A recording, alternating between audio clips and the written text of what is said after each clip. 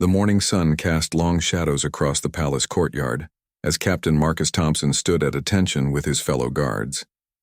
25 years of loyal service had taught him the importance of discipline, respect, and unwavering dedication to the crown. His uniform was pressed to perfection, his boots polished until they gleamed, and his ceremonial sword hung proudly at his side. Marcus had joined the Royal Guard when he was just 18 years old. His father had served before him, and his grandfather before that. The Thompson family had protected the royal family for 3 generations.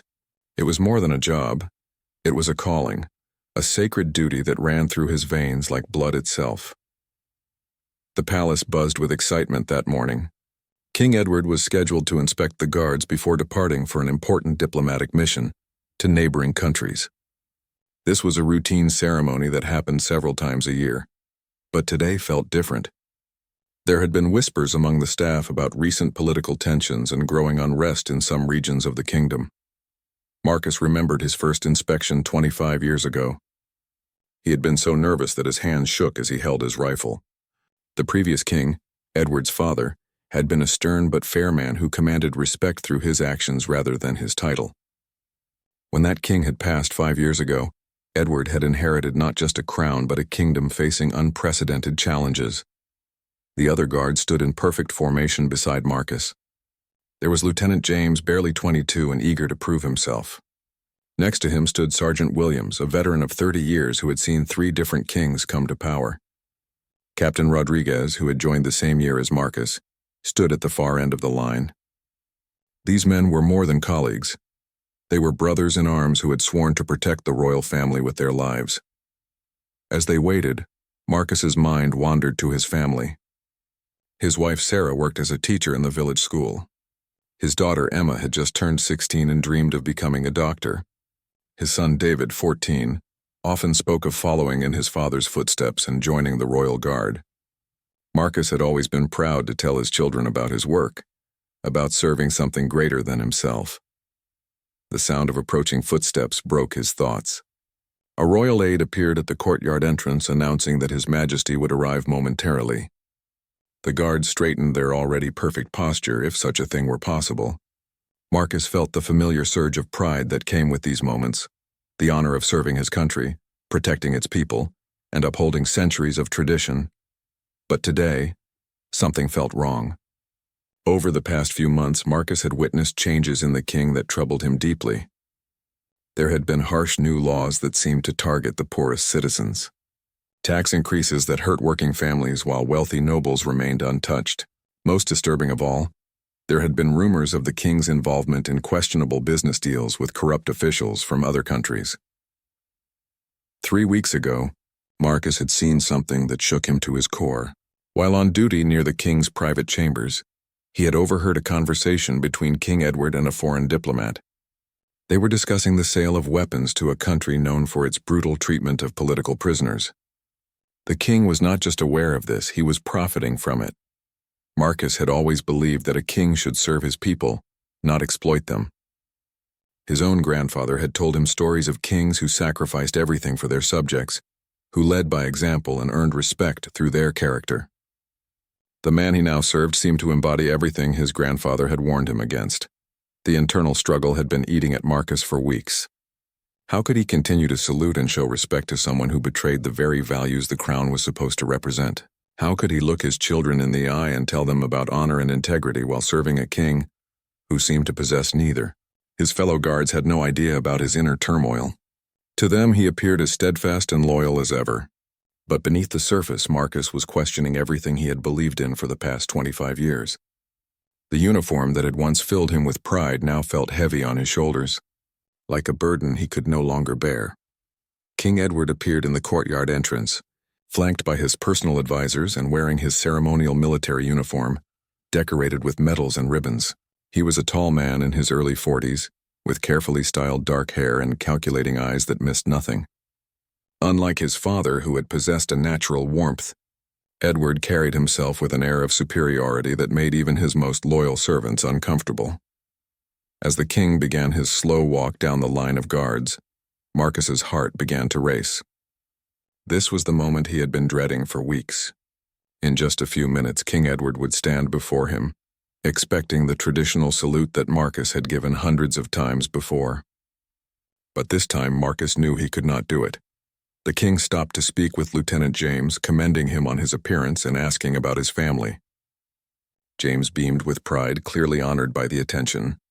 King Edward moved on to Sergeant Williams, making small talk about the upcoming diplomatic mission and the importance of maintaining security during his absence. With each step the king took, Marcus felt the weight of his decision pressing down on him. He thought about his family, his career, his future. He knew that what he was about to do would change everything. There would be consequences, serious ones that could destroy not just his own life but potentially affect his wife and children as well. But as King Edward approached, Marcus also thought about his grandfather's words, echoed in his memory like a prayer. A man's integrity is worth more than any title, any position, any earthly reward. When you compromise your principles, you lose the most important thing you possess, yourself. The king was now just 2 guards away. Marcus could see the expectation in Edward's eyes, the assumption that he would receive the same respect and deference he had always taken for granted. In that moment, Marcus made his final decision. He would not salute. He could not salute. His conscience would not allow it, regardless of the consequences that awaited him. King Edward reached Captain Rodriguez and exchanged the usual pleasantries about duty and service. Rodriguez saluted crisply, his movements precise and respectful. The king nodded approvingly and moved on, his polished boots clicking against the stone courtyard with each measured step. Now King Edward stood directly in front of Marcus Thompson. The courtyard fell into complete silence except for the distant sound of birds chirping in the palace gardens. The other guards, the royal advisors, and even the servants who had gathered to watch the inspection, all focused their attention on this moment. Captain Thompson, King Edward said with a slight smile, clearly expecting the routine exchange they had shared many times before. 25 years of distinguished service, is it not? Your dedication to the crown has been exemplary. Marcus looked directly into the king's eyes. For a moment, time seemed to stop. He could feel the weight of everyone's gaze upon him, could sense the anticipation of the traditional salute that should follow. His right hand, which had risen automatically in salute countless times before, remained firmly at his side. The seconds stretched into what felt like an eternity. King Edward's smile began to fade as he realized that something was wrong. The other guards shifted uncomfortably, confused by the break in protocol. Lieutenant James glanced nervously between Marcus and the king, unsure of what he was witnessing. Captain Thompson, King Edward repeated, his voice carrying a slight edge now. Are you quite well? Marcus straightened his shoulders and spoke in a clear, steady voice that carried across the silent courtyard. Your Majesty, I am perfectly well. However, I find that I cannot in good conscience offer you the salute that this position traditionally requires. A collective gasp rose from the assembled crowd. Never in the history of the palace had anyone witnessed such a public break with protocol. The royal advisors exchanged shocked glances, unsure of how to respond to this unprecedented situation. Some of the servants covered their mouths with their hands as if they had just witnessed something unspeakable. King Edward's face flushed red with anger and embarrassment. His jaw tightened and his hands clenched into fists at his sides. What did you say? He demanded, his voice rising dangerously. Marcus remained calm, though his heart was pounding so hard he was sure everyone could hear it. I said that I cannot salute you, Your Majesty. My conscience will not permit it. The king took a step closer to Marcus, his eyes blazing with fury. Your conscience? How dare you speak to me of conscience? I am your king. You swore an oath to serve me faithfully. I swore an oath to serve the crown and protect the people of this kingdom, Marcus replied firmly. I did not swear to blindly follow orders that betray everything the crown should represent. The tension in the courtyard was so thick it could be cut with a knife. Captain Rodriguez looked as if he might faint from shock. Sergeant Williams stared at Marcus with a mixture of horror and fascination, unable to believe what his fellow guard was doing. King Edward's voice dropped to a dangerous whisper. Explain yourself, Captain, and choose your words very carefully. Marcus had come too far to back down now. He knew that his career was over, that his life as he knew it was about to end. But he also knew that he could not live with himself if he remained silent. 3 weeks ago, while performing my duties near your private chambers, I overheard your conversation with Ambassador Volkov. Marcus said, his voice carrying clearly to every person in the courtyard. "I heard you discussing the sale of weapons to the Karakian government, despite knowing that those weapons will be used against innocent civilians." The color drained from King Edward's face. Several of his advisors looked panic-stricken. Clearly they were aware of the transaction Marcus was referring to. The king's mouth opened and closed several times before he found his voice. "You were eavesdropping on a private conversation?" he hissed. "Even if what you claim is true, which I neither confirm nor deny, you had no right to listen to matters of state that are far above your understanding." Marcus shook his head. "Understanding? Your Majesty, I understand perfectly well. You are selling instruments of death to a regime that tortures its own people. You are profiting from suffering while your own subjects struggle to pay the taxes you have imposed upon them." The king's advisor, Lord Chancellor Pemberton, stepped forward urgently. "Your Majesty, perhaps we should continue this discussion in private." "No," King Edward snapped, cutting him off. "This insubordinate fool has chosen to make his accusations publicly. Let him face the consequences publicly as well." The king turned back to Marcus, his voice filled with venom. "You speak of serving the people, Captain Thompson, but what do you know of the complexities of governing a nation? Do you think ruling a kingdom is as simple as your naive ideals would suggest?" Marcus met the king's glare without flinching. "I know that a true leader serves his people, not his own interests. I know that honor and integrity are not luxuries to be discarded when they become inconvenient. My grandfather served your father, and he taught me that a king earns respect through his actions, not his title. Your grandfather was a simple soldier who knew his place." King Edward snarled, unlike his grandson, who seems to have forgotten his. The insult to his grandfather's memory struck Marcus like a physical blow, but it also strengthened his resolve. "My grandfather was worth 10 of you," he said quietly, and the words carried more power than if he had shouted them. The entire courtyard erupted in shocked murmurs. Never had anyone spoken to the king this way. Lord Chancellor Pemberton looked as if he might collapse from the stress of the situation. Even the birds seemed to have stopped singing, as if nature itself was holding its breath to see what would happen next. King Edward's face had turned purple with rage. His hand moved instinctively toward his ceremonial sword, though he stopped short of drawing it. "You dare to insult your king? You dare to question my authority in front of my entire court?" Marcus stood tall and proud, every inch the soldier his grandfather had raised him to be. "I am not insulting you, Your Majesty. I am simply refusing to pretend that wearing a crown makes a man worthy of respect. Respect must be earned, and I cannot respect someone who has betrayed the trust of his people."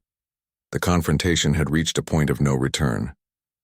Everyone present knew that they were witnessing a moment that would be remembered for generations. The courage of one man standing up to absolute power, regardless of the personal cost. King Edward looked around the courtyard, seeing the faces of his guards, his advisors, his servants, all watching, all listening, all forming their own opinions about what they were witnessing. He realized that he had to respond decisively, or risk appearing weak in front of his subjects. King Edward drew himself up to his full height, his chest heaving with barely controlled rage. The veins in his neck stood out prominently and his hands trembled with fury. For a moment it seemed as though he might strike Marcus where he stood. "Guards!" the king shouted, his voice echoing off the palace walls. "Arrest this traitor immediately." But something extraordinary happened. The other guards remained motionless. Lieutenant James, Captain Rodriguez, and Sergeant Williams all stood frozen in place, their eyes moving uncertainly between their king and their fellow guard. Not one of them moved to obey the king's direct order.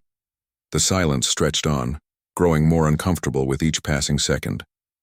King Edward's face showed confusion and growing panic as he realized that his authority was being questioned not just by Marcus, but potentially by his entire guard. "Did you not hear me?" the king demanded, his voice cracking slightly. "I gave you a direct order. Arrest Captain Thompson for treason." Sergeant Williams, the oldest and most experienced of the guards, finally stepped forward. His weathered face showed the internal struggle he was experiencing. "Your Majesty," he said carefully, "with respect, Captain Thompson has committed no act of treason. He has simply expressed his personal beliefs." King Edward whirled around to face Williams, his eyes wide with disbelief. "Personal beliefs? He has publicly defied his king. He has refused to show proper respect to the crown." "He has refused to salute," Williams replied steadily. "That may be a breach of protocol, but it is not treason under the laws of this kingdom." The king looked desperately at Lord Chancellor Pemberton, seeking support. But Pemberton's face was pale and worried. As the kingdom's chief legal advisor, he knew that Williams was correct.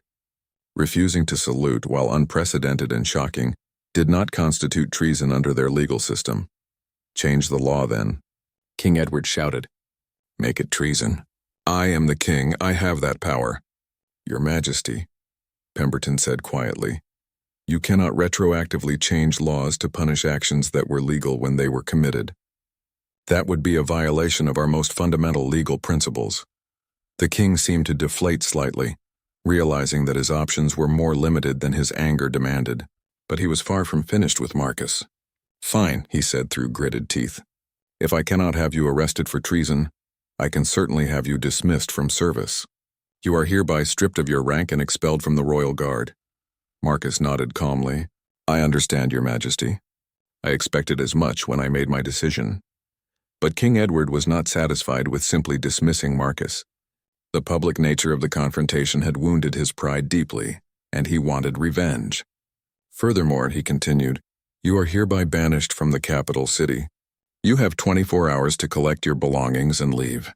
If you are found within city limits after that time, you will be imprisoned.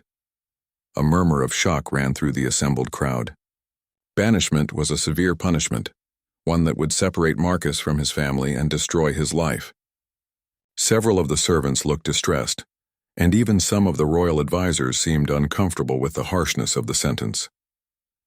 Lieutenant James, despite his youth and inexperience, found the courage to speak up. Your Majesty, surely banishment is excessive for silence. King Edward roared, cutting him off. Anyone else who wishes to question my authority will find themselves sharing Captain Thompson's fate. The threat hung heavy in the air, effectively ending any further protests from the guards. But the damage to the king's reputation had already been done. Everyone present had witnessed his inability to command immediate obedience from his own guards, his reliance on legal technicalities rather than moral authority, and his vindictive response to being challenged. Marcus remained composed throughout the king's angry pronouncement.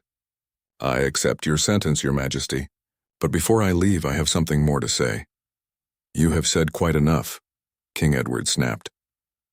Marcus ignored the king's attempt to silence him. The people of this kingdom deserve better than what you are giving them. They deserve a leader who puts their welfare above his own profit, who protects the innocent rather than enabling those who would harm them. You may have the power to banish me, but you cannot banish the truth of what you have become. The king's face turned red again. How dare you continue to— I dare because someone must, Marcus interrupted, his voice growing stronger with each word.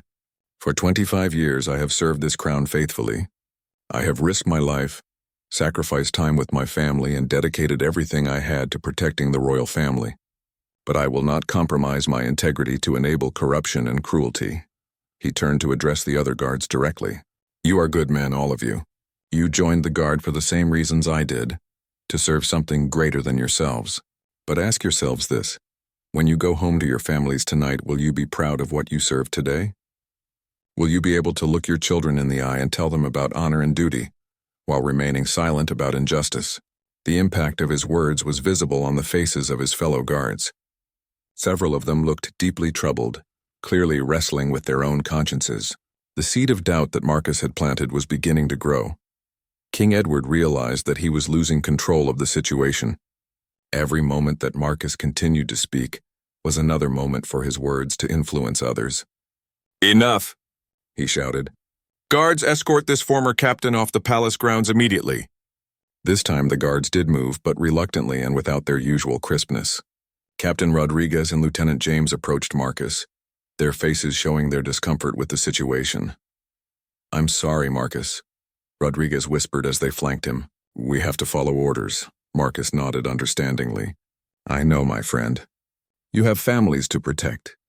I don't blame any of you.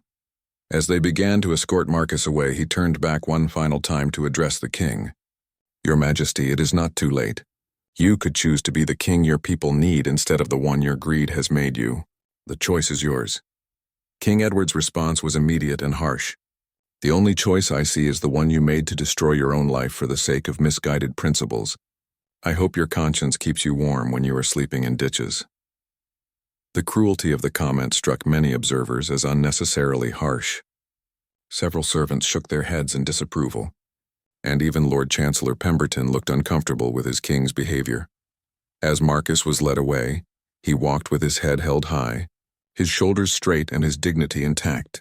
Despite losing everything, his career, his home, his future, he appeared more at peace than he had in months. The weight of compromise had been lifted from his shoulders, replaced by the lighter burden of truth. The crowd watched in respectful silence as he passed.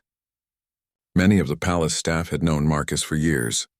They had seen his dedication, his kindness to junior guards, his willingness to work extra shifts when needed. His dismissal felt like a loss not just for him, but for everyone who had worked alongside him. King Edward stood alone in the center of the courtyard, surrounded by people but somehow isolated by his own actions. He had won the confrontation in the technical sense. Marcus was gone, his authority had been enforced, but the victory felt hollow and bitter. The news of Marcus Thompson's confrontation with the king spread through the capital city like wildfire.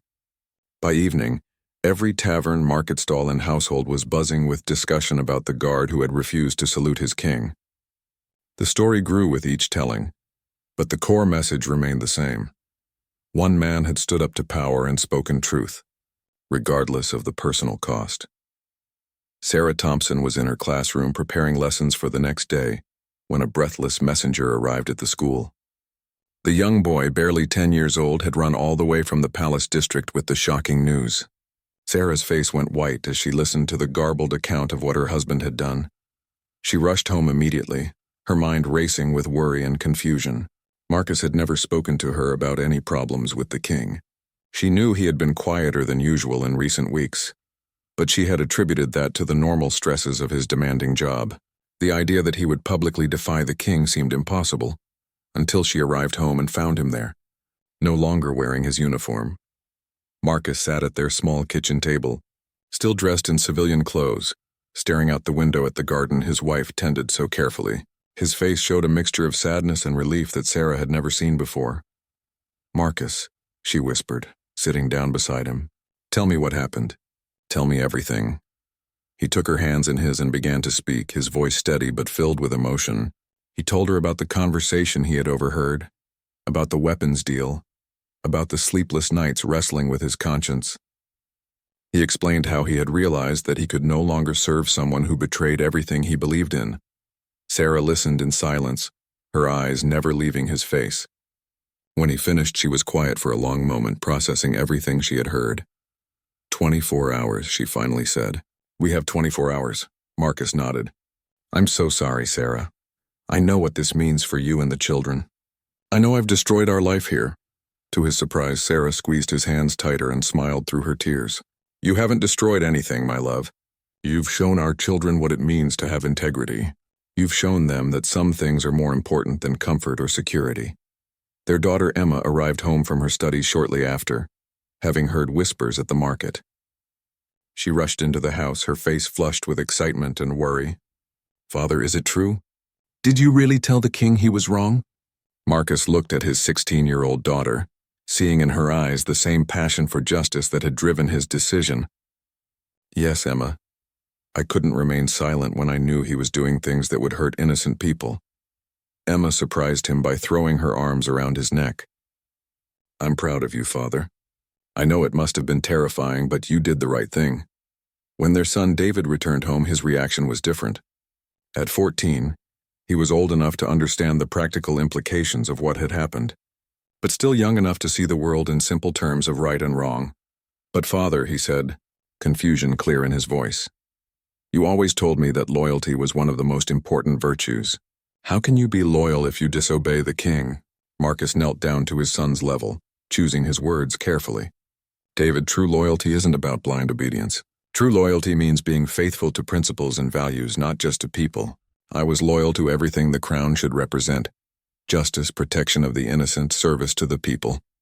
The king betrayed those principles, not me." David frowned, still struggling with the concept. "But what about your oath? You swore to serve him." "I swore to serve the crown and protect the people of this kingdom," Marcus corrected gently. "When the king's actions threatened the people I swore to protect, Continuing to serve him would have been breaking my oath, not keeping it. The family spent the evening packing their belongings and discussing their uncertain future. They had some savings, but not enough to last long.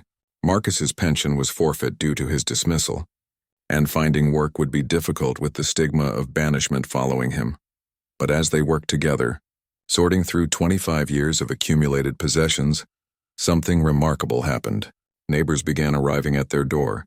First came Mrs. Henderson from next door, carrying a basket of food. Then Mr. Collins, the blacksmith, appeared with a small pouch of coins. "For the road," he said gruffly, pressing the money into Marcus's hand. "What you did took courage. Not many men would risk everything for their principles."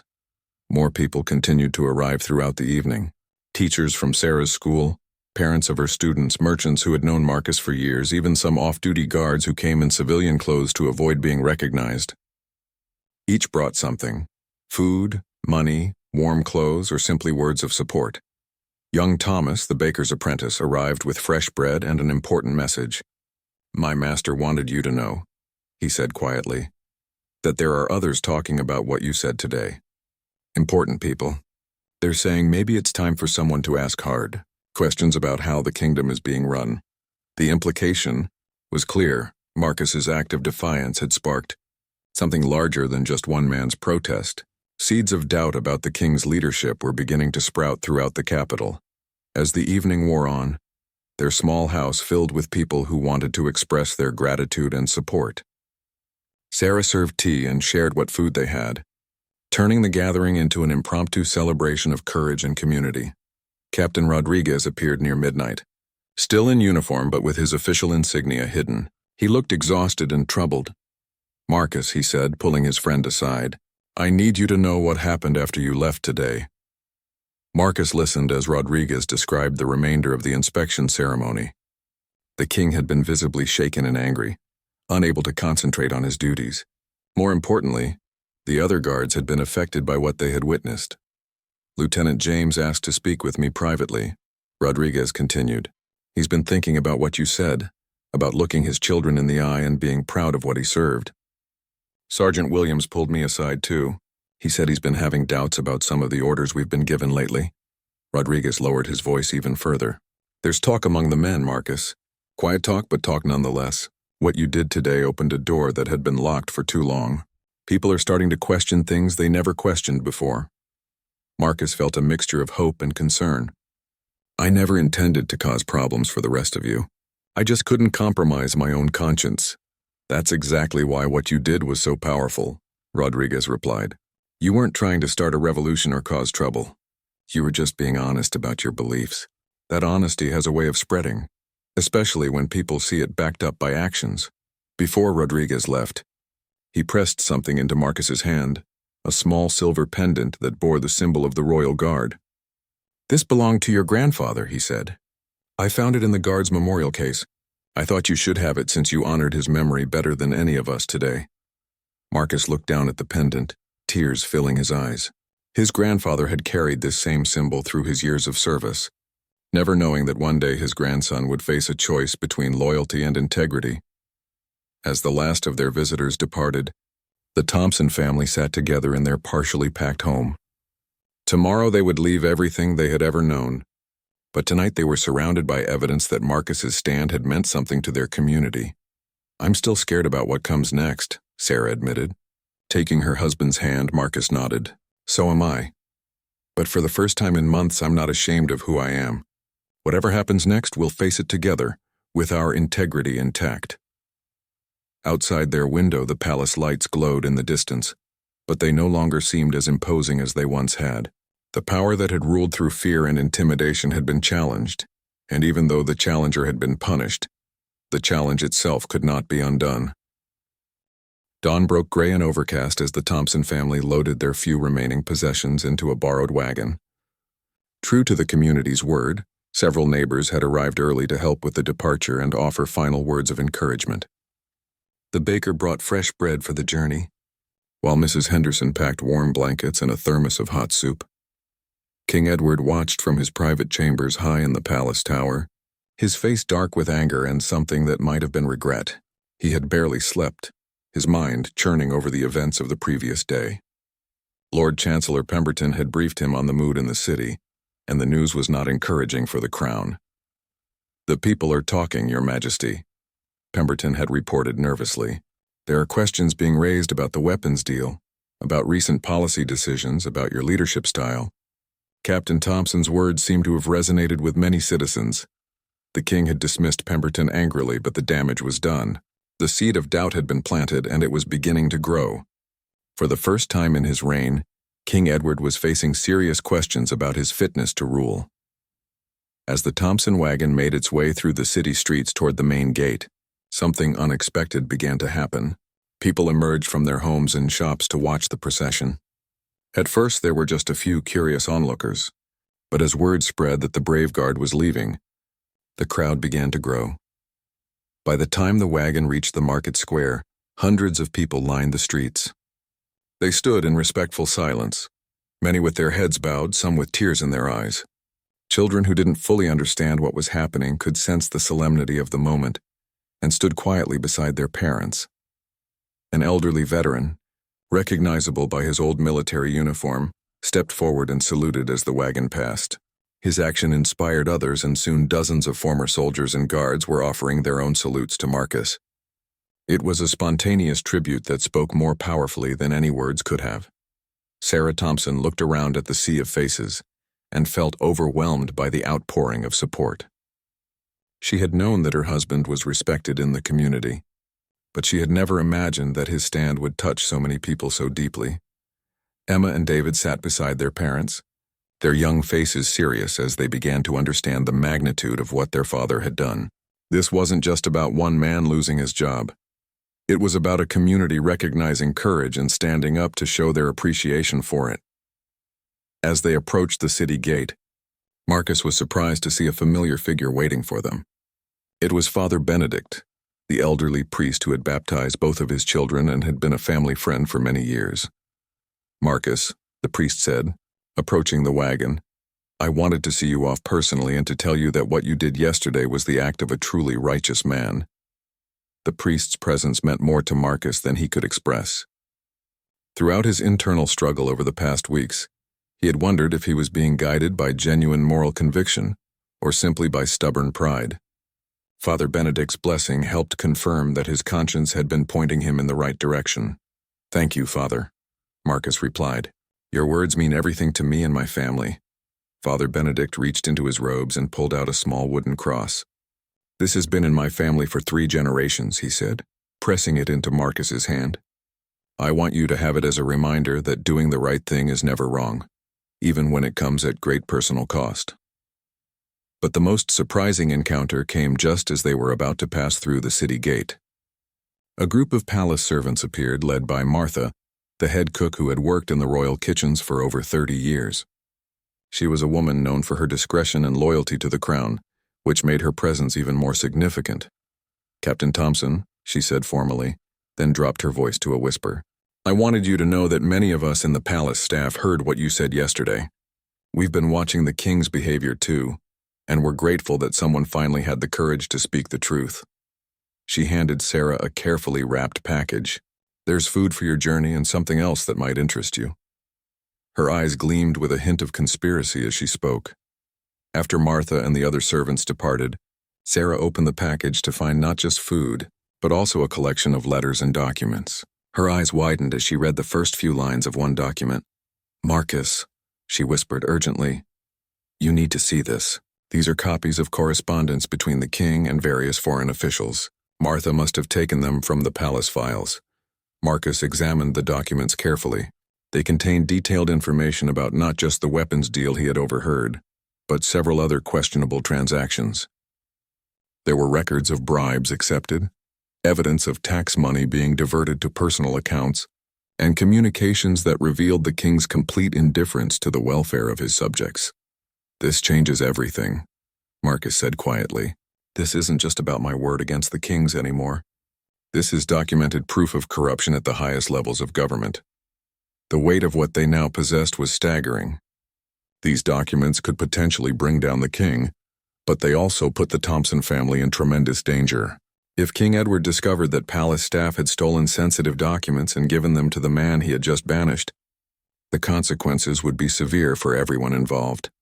As their wagon finally passed through the city gate, Marcus made a decision that would alter the course of not just his own life, but the entire kingdom. Instead of simply disappearing into exile as the king expected, he would use these documents to expose the truth about Edward's reign. "Where are we going, Father?" David asked as they left the familiar walls of the capital behind them. Marcus looked back at the city one last time, then turned his gaze toward the road ahead. "We're going to visit your Uncle William," he said, referring to Sarah's brother who lived in the neighboring province. "He's a magistrate there, and more importantly, he's an honest man who believes in justice." Sarah understood immediately what her husband was planning. "Marcus, are you sure about this? If we try to use these documents, there's no going back. The king will never forgive us." "The king has already shown that he's incapable of forgiveness," Marcus replied. "But more importantly, we now have the evidence to prove that what I said yesterday was true. We have a responsibility to the people of this kingdom to make sure this information reaches those who can act on it." The journey to the neighboring province took 3 days. During that time, word of Marcus's confrontation with the king continued to spread throughout the kingdom. Traveling merchants carried the story from town to town, and soon people everywhere were talking about the guard who had refused to salute his corrupt king. In the capital, King Edward was growing increasingly agitated as reports reached him about the public's reaction to Marcus's banishment. Instead of deterring future dissent, his harsh punishment seemed to have turned Marcus into a symbol of resistance against royal tyranny. The situation in the palace itself was becoming increasingly tense. Several guards had requested transfers to other duties, citing personal reasons but clearly uncomfortable with serving a king who had been publicly challenged. Lord Chancellor Pemberton found himself fielding difficult questions from other nobles about the king's fitness to rule. Most troubling of all for King Edward was the report that reached him on the 3rd day after Marcus's departure. Ambassador Volkov, the foreign diplomat with whom he had negotiated the weapons deal, sent an urgent message canceling their agreement. The ambassador cited political instability and questions about the king's reliability as reasons for withdrawing from the arrangement. The financial implications were severe.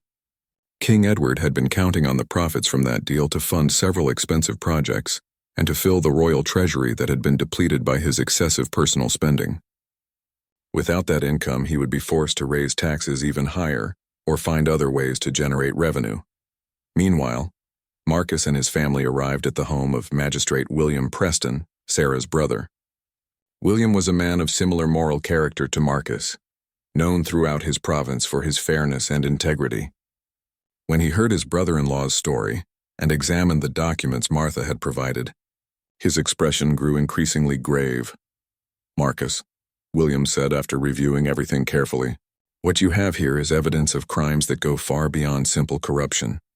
Some of these acts could be considered treasonous, betraying the kingdom's interests for personal gain." William's words carried special weight because of his legal expertise. As a magistrate, he had dealt with many cases of official misconduct, but nothing approaching the scale of what these documents revealed. "What can we do with this information?" Sarah asked.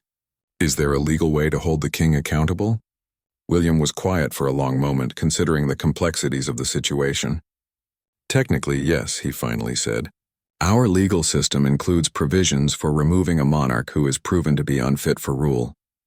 But such a process would require the support of other provincial magistrates, several high-ranking nobles, and ultimately the approval of the royal council. And would they support such action?" Marcus asked. 3 weeks after Marcus Thompson's banishment, the kingdom was buzzing with anticipation as Lord Justice Morrison prepared to present his findings to the royal council.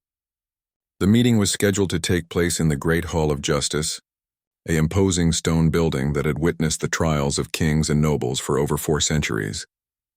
King Edward paced nervously in his private chambers, his usual confidence shaken by the reports reaching him from across the kingdom. What had begun as a simple disciplinary action against an insubordinate guard had spiraled into a full investigation of his reign. His advisors moved around him like nervous birds, offering suggestions and reassurances that did nothing to calm his growing panic. "Your Majesty," Lord Chancellor Pemberton said cautiously, Perhaps we should consider reaching out to Captain Thompson directly. If we could arrange some sort of reconciliation, demonstrate that you are willing to forgive his outburst." King Edward whirled around, his eyes blazing with fury. "Forgive him? He has destroyed everything I've worked to build. Because of his self-righteous grandstanding, I am now being treated like a common criminal." But even as he raged, Edward knew that his options were limited. The evidence against him was overwhelming, and public opinion had turned decisively against his rule. Reports from across the kingdom indicated that Marcus's story had inspired others to speak out about their own experiences with royal corruption and abuse of power. Meanwhile, in the provincial courthouse where Marcus and his family had been staying, preparations were underway for what would be the most important legal proceeding in the kingdom's recent history. Marcus had been called to testify before the royal council, and his testimony would be crucial to the case against King Edward. Sarah helped her husband prepare for his appearance, ensuring that his formal clothes were properly pressed and that he had all the necessary documents organized. Despite the gravity of the situation, she found herself feeling prouder of Marcus than she ever had before. "Are you nervous?" she asked as they reviewed his testimony one final time. Marcus considered the question carefully. "Not nervous about telling the truth," he said finally. "I'm nervous about what happens to our kingdom if we fail to hold our leaders accountable. But I'm not afraid of speaking honestly about what I witnessed." Their children had grown considerably during the weeks of exile. Emma, now 17, had become more serious and thoughtful, often engaging in deep conversations with her parents about justice, courage, and the responsibilities of citizenship. David, though still only 14, showed a new maturity in his understanding of complex moral issues. "Father," David said the night before the hearing, "I want you to know that I understand now why you did what you did. I'm proud to be your son." The words meant everything to Marcus, confirming that his sacrifice had not been in vain. His children were learning lessons about integrity and courage that would serve them for the rest of their lives. The day of the hearing dawned bright and clear. The Great Hall of Justice was packed with spectators, including many who had traveled from distant provinces to witness this historic moment. The Royal Council, composed of 12 senior judges and legal scholars, sat in their traditional robes behind an imposing oak bench. King Edward entered the hall flanked by his remaining loyal advisors, his face a mask of controlled anger. He had lost weight during the weeks of investigation, and his usually perfect appearance showed signs of the stress he was experiencing. Several of his former supporters had distanced themselves from him as more evidence of corruption came to light. When Marcus was called to give his testimony, a hush fell over the courtroom. He walked to the witness stand with the same dignity and composure he had shown during his confrontation with the king, his voice clear and steady as he swore to tell the truth. Lord Justice Morrison, a distinguished man in his 60s with silver hair and penetrating blue eyes, led the questioning. "Captain Thompson, please tell the council about the conversation you overheard between His Majesty and Ambassador Volkov." Marcus recounted the details of the weapons deal with precision and clarity, providing specific dates, amounts, and the content of the discussion he had witnessed. His military training served him well, as he was able to recall details with accuracy that impressed even the skeptical members of the council. "And what was your reaction to learning about this transaction?" Morrison asked. "I was deeply troubled, Your Honor," Marcus replied. "The weapons in question were destined for the Karakian government, which has been documented by international observers as using such weapons against its own civilian population. I could not reconcile supporting such a deal with my oath to protect the people and uphold the honor of our kingdom." King Edward's attorney, Lord Barrister Cromwell, rose to cross-examine Marcus. "Captain Thompson, is it not true that you were merely a simple guard with no understanding of the complexities of international diplomacy?" Marcus met Cromwell's challenging gaze directly. "I may be a simple guard, but I understand the difference between right and wrong. No amount of diplomatic complexity can justify profiting from the suffering of innocent people." The testimony continued for hours, with Marcus presenting the documents Martha had provided and explaining their significance. Expert witnesses confirmed the authenticity of the papers and testified about the legal implications of the transactions they revealed. Perhaps the most powerful moment came when Captain Rodriguez, Sergeant Williams, and Lieutenant James took the stand together. Despite risking their own careers, They testified about the changes they had observed in the king's behavior and the growing discomfort among the palace staff about the orders they were being asked to carry out. Captain Thompson was not the only one who had concerns. Sergeant Williams testified. He was simply the only one who had the courage to act on those concerns publicly. When King Edward finally took the stand in his own defense, his testimony was unconvincing and often contradictory. Under intense questioning from Lord Justice Morrison, he struggled to explain the documents and grew increasingly defensive about his actions. "Your Majesty," Morrison said at one point, "how do you reconcile your oath to serve the people of this kingdom with your decision to profit from transactions that you knew would result in harm to innocent civilians in other nations?" Edward's response was telling. A king must sometimes make difficult decisions that ordinary people cannot understand. The profits from these deals helped fund important projects within our own kingdom.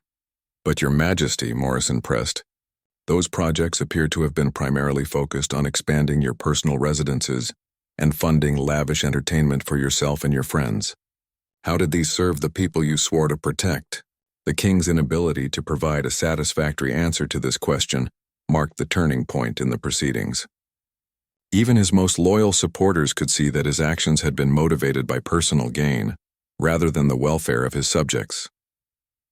After 3 days of testimony and deliberation, Lord Justice Morrison stood to deliver the council's verdict. The great hall fell completely silent as he began to speak. "The evidence presented to this council demonstrates, beyond any reasonable doubt, that King Edward has violated his coronation oath and betrayed the trust placed in him by the people of this kingdom," Morrison announced. "His actions constitute not merely poor judgment, but criminal corruption and a fundamental breach of his duties as monarch." The crowd erupted in a mixture of cheers and gasps. King Edward sat frozen in his chair, the reality of his situation finally sinking in completely. Morrison continued, "By the authority vested in this council by the ancient laws of our kingdom, we hereby declare that King Edward is unfit to rule and is hereby removed from the throne, effective immediately." The transformation in the hall was immediate and dramatic. Guards who had been standing at attention behind the king now moved to escort him from the building. His crown and royal regalia were formally removed, symbolically ending his reign. But the most remarkable moment came when the council turned its attention to Marcus Thompson. Lord Justice Morrison addressed him directly. "Captain Thompson, your courage in speaking truth to power has served this kingdom in ways that extend far beyond your original oath of service. The council wishes to formally recognize your actions and offer you the position of Captain of the Royal Guard under our new interim government." Marcus was stunned by the offer. After weeks of exile and uncertainty, he was being asked to return not just to his old position, but to lead the very institution he had once been banished from.